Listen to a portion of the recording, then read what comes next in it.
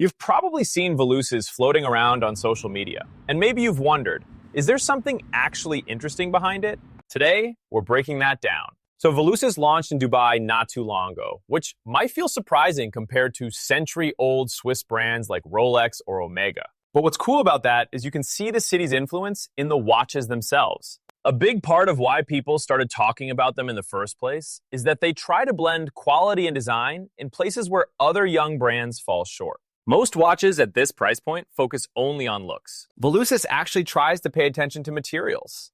Sapphire crystal, solid stainless steel, reliable automatic movements. And that's one reason why publications like Forbes took note. Not just because it looks nice on Instagram, but because the brand is trying to make craftsmanship accessible to a wider audience. And speaking of attention, it hasn't just been social buzz.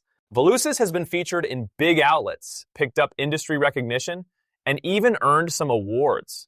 That doesn't make them the next big thing overnight, but it does signal that folks in the watch world are paying attention. When a young brand gets that kind of acknowledgement, it usually means they're doing more right than wrong.